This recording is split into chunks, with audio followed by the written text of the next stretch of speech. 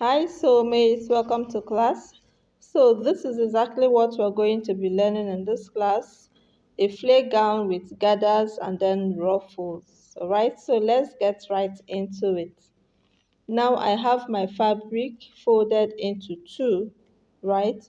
Now the into two that we folded, I'm going to measure it and it will give us exactly 2 yards, right? So we're going to be using these 2 yards to fold the flare. Now the way I'm going to fold this flare is so that we can have the length that we want. This is Ankara by 45. I'm going to be folding it in a diagonal form this way. As you can see, this is how I'm going to be folding it. Instead of doing the usual 180-degree flare, it's not going to accommodate the length of the gown. So once I have it folded diagonally this way, I'm going to keep it in such a way that we'll get a straight line. So I'm going to be marking a straight line as this to get where I want the shoulder line to be. So on that point, I'm going to mark my shoulder divide by 2, right? And then I'm going to take my neck width of 3.5 inches. And then the neck depth for the front, I use 3.5 inches as well. Okay, and I'll connect them together. This is so because it's going to have a slit at the back neckline. It's not going to have a zipper. This is a flare gown. I'll put a slit behind so that it can pass the head. Now for the back neckline, I marked 1.5 inches. Okay, so the back and the front are not going to be on the same depth. All right, so once this is done, we go ahead to slant the shoulder line, which is the shoulder slope, by 1 inch or 1.2 inches, so that it slopes well, and I'll connect it from the neck point. Okay, so like this, on that shoulder line that I marked, I'm going to take the length of the gown. Here I'm making use of 36 inches. So I'll just be placing it. This is not the type that you keep at a place and measure. I'll be shifting it on the shoulder line and mark the length that I want. I don't want to keep it at a place and mark. Okay, so I'm going to connect it right round just the way I've marked it. Make sure the numbers are accurate. If not, you might not be having an even hemline. Okay, the camera could not capture up to that length, but I believe you understand what we are talking about, right? Now we're progressing. I'm going to mark my bust line, my waistline, and then this is just so I can cross check if actually I have the measurements that I want, since the flare is not actually the way it's supposed to be, but it seems everything is okay. So I'm connecting from the shoulder points in a slanted form and marking it down, but that's not the way it's supposed to be.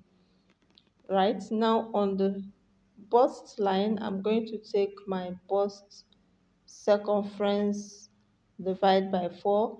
If anything adds to it, I will leave it the way it is.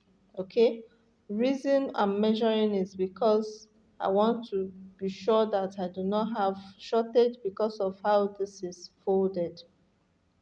All right, so I'm just marking to connect to the hemline and see that everything is fine. Okay, now if you've watched this video to this end, to this point, you do not have any excuse for not subscribing. Please go ahead and hit the subscribe button, and we're going to wait for you. When you finish hitting it, you come back and we continue. I hope you've done so. All right, now the next thing I'm going to do is to mark my armhole depth. The armhole depth we're working with is 8.5 inches. Divide your shoulders, your bust by 6, and then add 1.5 to it. You're going to mark it from the shoulder slope to wherever it stops. All right. Now at this the armhole depth, we are going to also take our shoulder measurements. Now when you take the shoulder measurement, you do not expect that the armhole becomes very straight as it's supposed to be. Even though it is slanted, please mark your measurements the way it is. Remember, this is a flay gown. We do not want the shoulders to be, the armhole to be too wide. We want that place to be a bit fitted and then flays downwards. I hope this makes sense. I hope you understand it.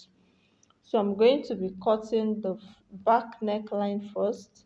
After cutting the back neckline, we'll now go over to remove one part of it and cut the front neckline. The back is higher and that is why we're cutting it first. Okay, so you can see the way I'm cutting this. This is the armhole. All right,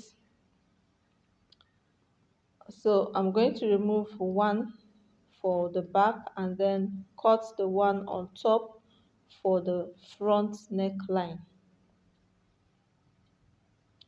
I hope this is making sense to you. The fabric is quite busy, but if you follow the instruction, you're just going to get what we are talking about.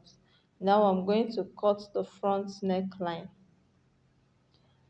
This type of flay, believe me, is also going to flay very well for you. Okay, now once I have this, I'm going to slit the back neckline, like I said, up to 4 inches from the neckline. 4 inches from the neck depth, which we've already cut. I'm going to slit it open. And after the slitting open, we're now going to cut a facing for both the back neckline and the front neckline. We are going to be cutting a facing for it. So keep on watching to see how it is going. It is quite easy and simple if you put your mind to it. Any beginner can try and do it. Okay, so this is the front part and this is how it is, right? Now what we are going to do is to look at the ruffles that we have and how to come about them. So like I was saying, I've already sewn the facing. I've used it to turn the slits and it's looking beautiful. It's just to iron it that is remaining. Okay, so here I have the front also. I've turned it with the facing, and make sure you finish the facing properly. So for the ruffles, I've cut 4 inches in width and then the length is as much as you can. I'll fold the edges this way, sew on top of it, and then I'm going to gather it at the center, meaning that I'm going to run a loose stitch and then gather it, which is what I'm going to be placing on the center front. I've already done one of it. I'm going to be doing two more for this center vertical line. I'll place the two side by side as the center one. Okay, just the way I'm trying to show us here, and then sew it down on the garment before joining back and front together. Right, now this is another process which we need to do. In this case, I've cut the gathers below. The length of that is about 12 inches, right? Remember, I'm going to fold it up and down before gathering it at the upper part.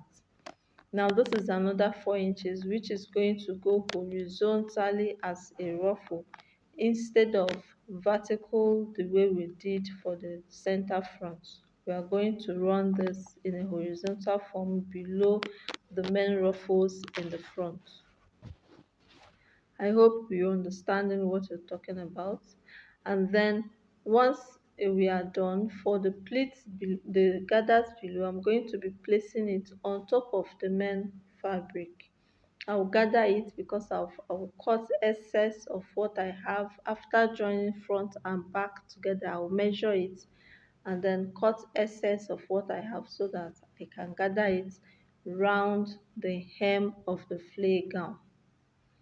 So what I have here is 12 inches. I will fold it up and down before placing it on the main fabric, which I've also folded the hemline.